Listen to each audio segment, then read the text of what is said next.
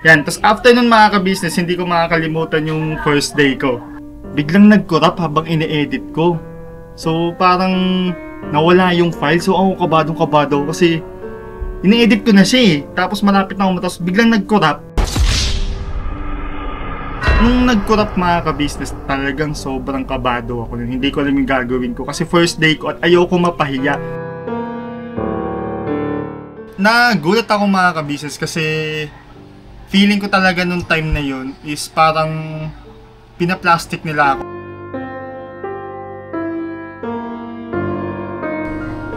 Speechless ako mga ka-business kasi yung way kasi ng pag-aalaga ni tita, nila tito, ganun din kasi yung way nila papa tsaka ni mama sa akin. So, na-miss ko lang si mama sa totoo lang mga ka-business nung napunta ako dito kasi yung pagmamahal na ibinibigay sa akin is nagiging katumbas din talaga sa mga tunay kong magulang.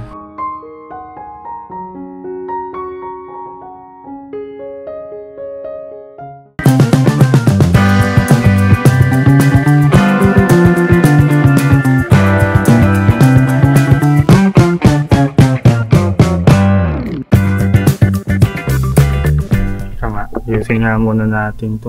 Paano ba nung ilaw? Ilaw. Yan. Yan. Para mais. Gitna. Yun o, mapagpalang araw po sa ating lahat mga ka-business. Siguro nagtataka po kayo bakit ako ang nasa harap ng camera ngayon ng ka-business official. Hindi po ito yung sa may script na sinasabi ko palagi kapag sa mga unahang vlog ng ka-business official.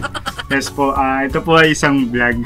Ang vlog po nito ay patungkol po kasi sa about po sa akin yung pagpasok ko po dito sa ka-business official. And ngayong buwan po kasi ng January, yes po, January last year 2024, nag-start po ako as bilang editor. Yes po, isang editor po ng ka-business official. Wait lang ka-business, bear with me lang po kasi medyo kinakabahan lang po ako eh. First time lang po kasi na ako mismo ang magbablog. So, saan pa tayo magsisimula mga ka-business? Siyempre, magsisimula tayo sa kung... Ayan, pasensya na po kung medyo narinig nyo po sila dito sa labas. Kasi medyo busy po talaga ngayon mga ka-business.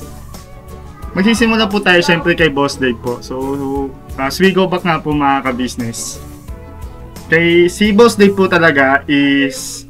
nagkakilala po kami since high school. Tama po kayo mga ka-business. So, konting background lang naman tayo ka-business. Konting, balik tayo sa nakaraan. Sa mga hindi po nakakaalam, magkaklase po kami ni Boss Dave. Yes po, simula first year po hanggang second year. And sa mga hindi po nakakaalam mga ka-business, si Boss Dave po is consistent.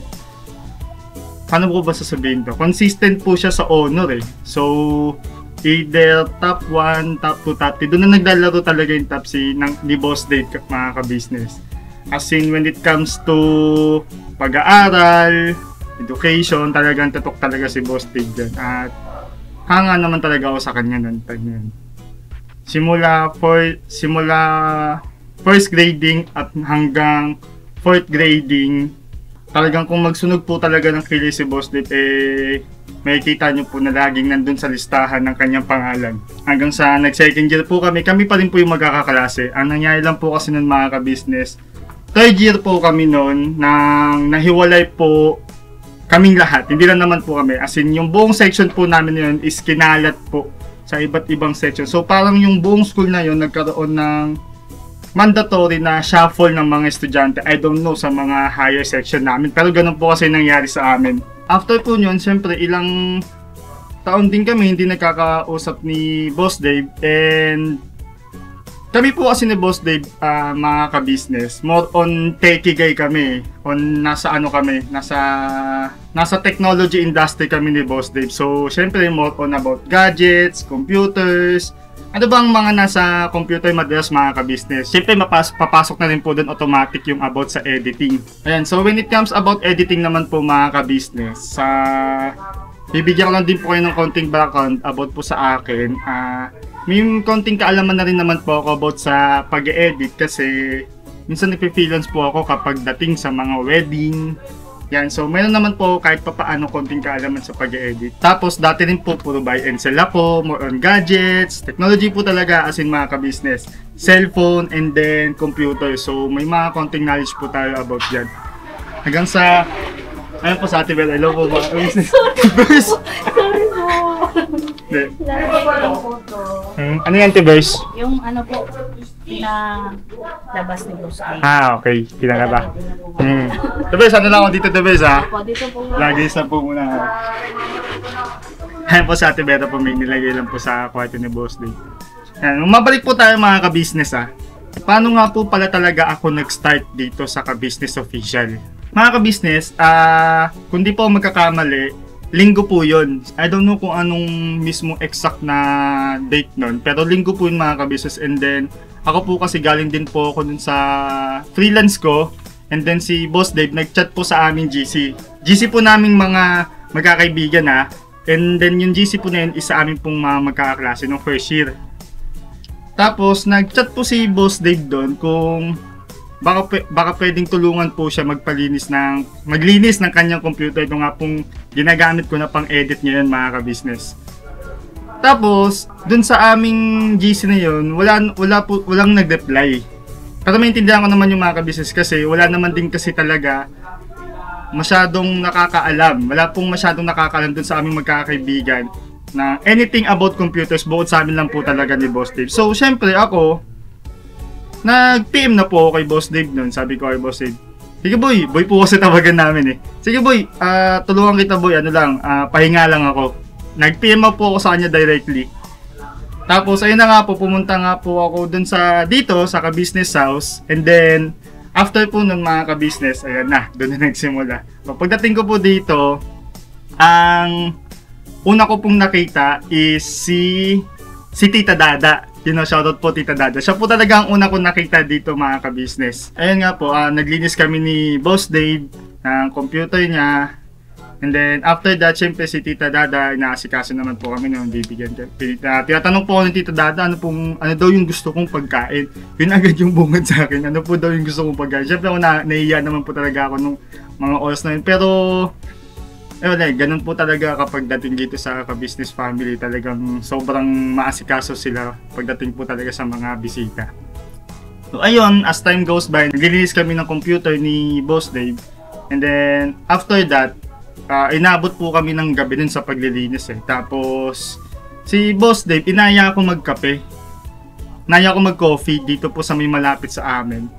Then ayun, habang nagkakape po kami ni Boss Dave, nabanggit lang po ni Boss Dave na kung may alam daw ba ako pagdating sa pag-edit. So, sabi ko naman kay Boss Dave, ang sabi ko, may konti lang akong kaalaman. Alam ko kung paano lang mag-cut, maglagay na background music, yung mga basic editing lang naman po mga ka-business. And after that, pag-usapan namin ni Boss Dave kung ano ang mga ginagawa and ano ang mga binablog pagdating po dito sa ka-business official. So, syempre more on charity vlogging po sila. Tapos ako, medyo na-challenge ako mga ka-business kasi kahit sabihin natin pag-edit pa rin yun, syempre another atake po yun when it comes to editing eh. So, from transition from wedding to charity, medyo nakaka-challenge sa akin yun.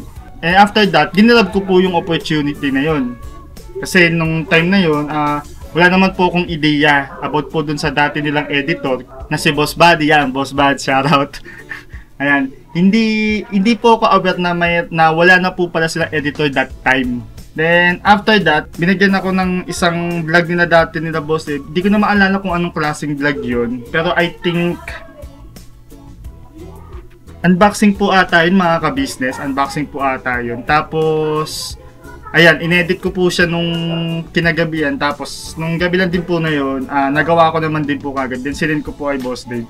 So, nung pagkasend ko nga po nun, naging okay naman kina Boss Dave at kina Kuya ka-business, kina Tito ka-business yung gawa ko. Then, after that mga ka-business is, pinapunta ako ni Boss Dave dito sa ka-business official para kausapin ako ni Tito. Nung pinapunta ako dito mga ka-business at nakita kami ni Tito, doon ko lang naalala na namukaan ko bigla si Tito na, ay, si Tito pala yun nung yung dating nagbibiro sa akin. Kasi po mga ka-business dati, pumupunta-punta po kami sa bahay nila Boss Dave at ayan, talagang si Tito ay mabiro po talaga. Talagang binibiro-biro ako ni Tito dati nun. Kaya ayan, nung pagpunta po dito, nung pagkapunta ko po dito, diniscuss na po agad sa akin ni Tito kung ano po yung mga ginagawa nila, paano sila nagbablog, ilan ang kailangan, ilang beses kung mag-vlog sila sa isang araw. Pagkatapos po nun, tinanggap na rin naman na po ako nila Tito, nila Tita, tapos si Boss Dave. Kasi nakita na rin naman na po nila yung edit ko noon time na yon. And talagang malaking pasasalamat po talaga kina Tito, kina Tita kasi tinanggap nila ako. And also kay Boss Dave kasi siya yung wala namang boss, wala namang makikilalang Daryl dito sa Ka-Business Official kung walang Boss Dave talaga mga ka-business. Yan, tapos after nun mga ka-business, hindi ko makakalimutan yung first day ko. 8, pasok nandito na ako. Tapos, ang una kong inedit nun mga ka-business is yung vlog nung kay Kuya Butnok and Ate Mercedes. Naalala ko, di ko talaga makakalimutan yung mga ka-business yung una kong video na inedit. Nalalagay ko na nandito yan sa baba. Yan po mga ka-business, yes po, ako po ang nag-edit niyan. And I think that is January 26, kung di ako nagkakamali mga ka-business, January 26 po yun. Ayan, so siyempre sobrang kabado ko nun mga ka-business, first day ko Tapos, nag-vlog sila Tito noon, I think mga 10 o'clock ata. Tapos, 10 or 11 mga ganun. Tapos, nung binigay na sa akin yung vlog, talagang kabado ako mga ka-business. Kasi, pagkaabot sa akin ni Kuya Intoy nung vlog, tapos ini-edit ko na siya, biglang nag-corrupt habang ini-edit ko. So, parang nawala yung file. So, ako kabadong-kabado kasi ini-edit ko na siya tapos malapit na ako matapos, biglang nag-corrupt. Nung nag-corrupt mga ka-business, talagang sobrang kabado ako nun. Hindi ko alam yung gagawin ko kasi first day ko at ayoko mapahiya. First day at first vlog na i-edit ko. After nun, tinanong ko si Kuya Intoy, sabi ko, Kuya Intoy, bura mo na ba yung vlog kanina? Buti na lang mga ka-business, hindi niya nabura. Kasi bago niya ibigay sa akin yung vlog niya, tinanong ako ni Kuya Intoy kung napasa na ba kasi ifo-format na, buburahin na yung file. Tapos sumagot ako nun ng, sige Kuya Toy, okay naman na, napasa ko naman Buti si Kuya Intoy, hindi niya nabura yun. At ayun, sobrang masaya lang na parang nabunutan ako ng tinik sa dibdib kasi ayoko mapahiya mga ka-business Unang araw ko tapos unang video na i-edit ko Tapos medyo nagkakaroon ako ng culture shock mga ka-business pagdating sa pag-edit dito From transition kasi sa wedding to charity vlogging. Kasi talagang SDE mga ka-business, same day edit talaga. Pagkabigay sa'yo, syempre kailangan ma-upload din ka agad nung araw na yun. Though nasabihan naman ako ni Tito na ganun talaga yung way niya. So, niready ko na rin naman yung sarili ko. Nung araw din na yun mga ka-business, talagang nagugulat ako sa totoo lang mga ka-business, nagugulat ako sa ugali or paano ko ba sasabihin to? Paano sila mag-treat nang hindi nila kamag-anak. Kasi first time ko maranasan mga ka-business na parang first day ko pa lang sobrang welcome na ako dito sa bahay na to. At ako mismo ang naiilang kasi kung paano nila ako tatuhin, parang hindi ibang tao parang ang tagal na nila akong kakilala. Ganon sila ka-komportable kaagad sa akin. And ako naninibago ko nun kasi hindi ko naman sila kamag-anak, hindi ko naman sila kadugo. So, bakit sila magtitreat sa akin na parang kamag-anak? Alam nyo ba yung ibig sabihin nun mga ka-business? Parang open arms nila ako tinanggap dito mga ka-business and no doubt. As in no doubt talaga. Ang naalala ko pa rin sinabi sa akin ni Tito, sige na, kain ka lang dyan na. Kung may gusto ka pa ipa-deliver, sabihin mo lang ako magbabayad. As in ganun talaga yung word na sinabi ni Tito mga ka-business. And sobrang ako nagulat talaga ako. Hindi ko alam kung sorry mga ka-business na putol kasi nalobat yung GoPro ni Tito. Ayun po, mabalik tayo mga ka-business. Talagang saan mo na po? Saan ba ako? So, nagulat ako mga ka-business kasi feeling ko talaga nung time na yun is parang pinaplastic nila ako mga kabisnes sa totoo lang. Kasi isipin mo, ikaw unang araw pa lang, yung trato nila sa'yo is parang kamag-anak, yung tipong malapit na agad sa buhay. So ako naninibago kasi hindi naman ako nanggaling sa ganong industry na unang kilala pa lang sa'yo ng trabaho, unang kilala pa lang sa'yo ng tao kung saan ka nagtatrabaho, parang pamilya na kaagad.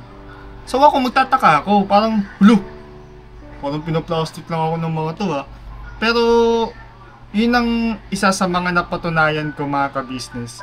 Simula nung dumating ako dito, hanggang sa ngayon na nag-e-edit ako dito sa kanila, walang pagbabago mga ka-business. Talagang kung ano sila nung una, ayun rin sila hanggang ngayon. So hindi ko ma-imagine na may may ganong tao pala o pamilya na sobrang grabe kung magmahal sa isang tao. Basta kinonsidered agad nila as ikaw, kapamilya ka na namin. Ganun talaga yung magiging turing nila sa'yo. Kaya ganun na lang talaga yung pasasalamat ko sa kanila. Kasi binigyan nila ako ng opportunity na to. At tinanggap nila ako nang hindi naman nila ako kilala mga ka-business And talagang nag-trust lang din sila sa akin. Siyempre kay Boss Dave na din na pagdating dito sa pag-edit. Kasi pag nag-edit ka mga ka-business dito, siyempre makikita mo yung mga sensitive files, sensitive about sa YouTube nila. Makikita mo talaga lahat As in walang maitatago mga ka-business And sobrang talaga nagpapasalamat lang talaga ako doon mga ka-business. Kaya ayun, as time goes by mga ka-business, talagang araw-araw nasanay na lang din talaga ako na sila yung nakakasama ko. And talagang sa una may konting ilang Kasi naninibago talaga ako sa fact na parang tanggap agad nila ako, bago pa lang ako. Tapos yan yung mga kuya kong kagwang, mga ate kong Ems, kung magpayo sa akin. Talagang ramdam mo yung pagmamahal nila na ito Daryl, ganito yung mga dapat mong gawin, ganito yung mga hindi mo dapat gawin. Well, yung mga payo naman yun is, kumbaga, normal naman na yun pagdating sa isang pamilya. Kung ano yung mga binabanggit nila dun sa mga pagpapayo na yun. And hindi ako nakaramdam na parang iba ako sa kanila. Talagang pasensya na mga ka-business kung inuulit at inuulit ko talaga to kasi yun talaga yung naramdaman ko Malaking big deal kasi sa akin yung ganun mga ka-business pagdating sa usapang ganung pamilya. Ayan, hanggang sa naging nasanay na lang ako mga ka-business kung paano ang nagiging takbo dito sa loob ng bahay nila. Siyempre, papasok ka, parang pamilya talaga papasok ka, kakain ka, after nyan mag-e-edit ka, tapos habang nag-edit pa nga ako, minsan tinatanong ako ni tita Si tita, pumapasok talaga dito sa akin. Sabi, kain muna mamaya na yan. Makakapag-antay naman yan. Talagang ganun sila. Sobrang sobrang sarap lang sa damdamin kasi after nung mangyari kay mama na yun, yung sabihin ba nating hindi mo ka mag-anak, tapos makakaramdam ka ng ganong klaseng pag-aaruga.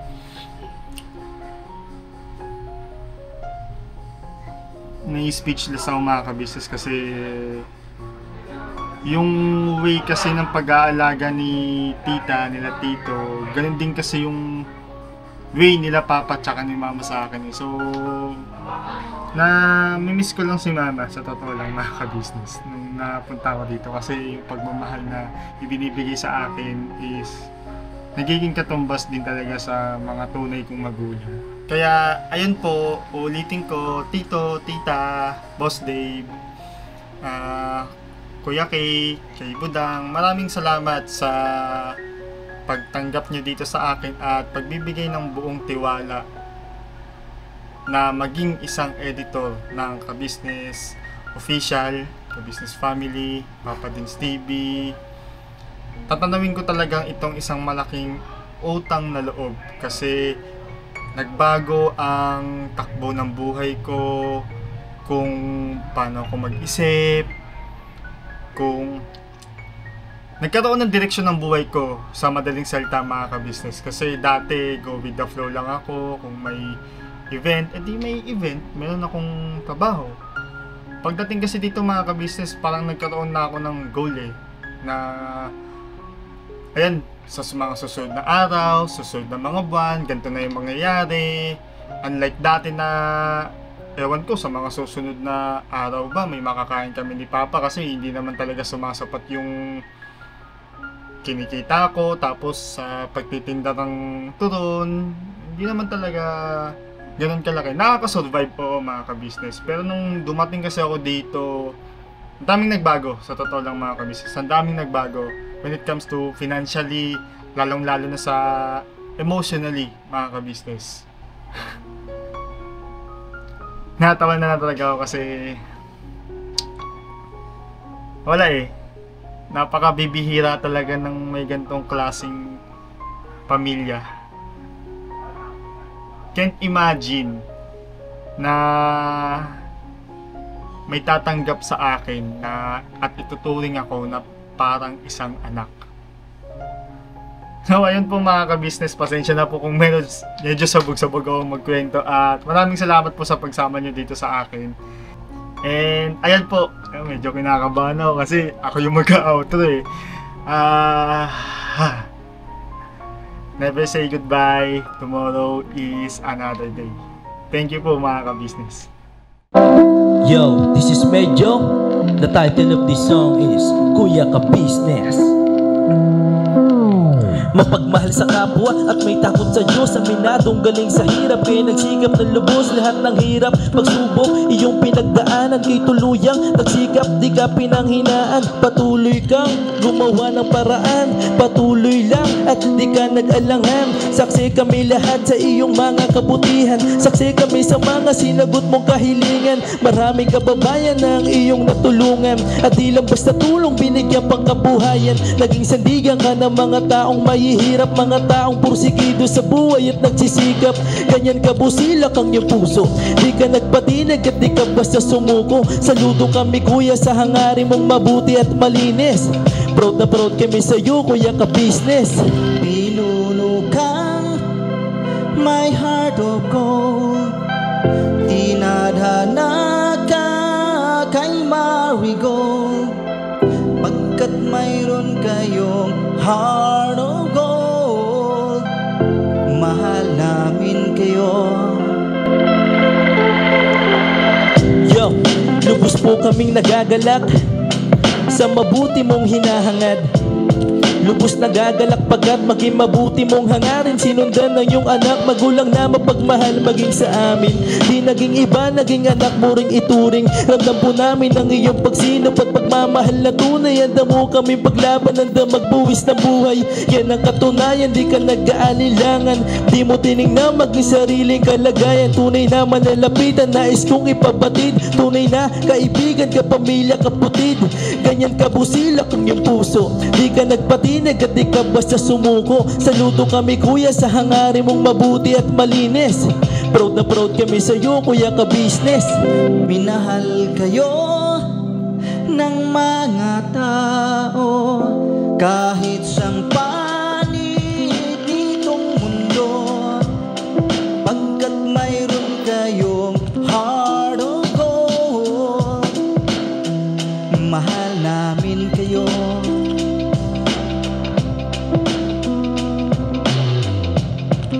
Mahal namin kayo. Salamat ang marami sa iyo kuya, salamat ang marami sa iyo pong pangunguna. Pinangunahan mo kami sa hadikain mong pagtulong, di ka tumigil at di ka basta umurong. Salamat ang marami sa iyo kuya, salamat ang marami sa iyo pong pangunguna. Solido ka kung magmahal at pantay ang iyong pagtingin. Nawa ay di ka rin magsawa na kami ay mahalin. Mahalin. Ang dami mong natutulungan, hindi ka nag-aalinlangan.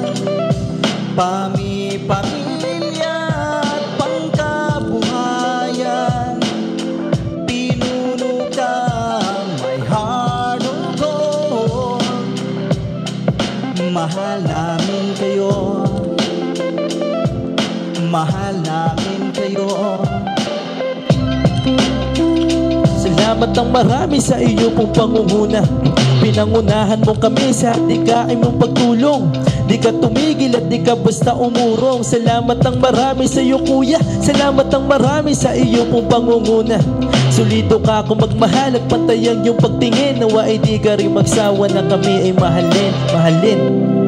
Mga gawa mo ay kinalulugdan ng ating Diyos na makapangyarihan. Pinuno kang may harugon. Mahal namin kayo.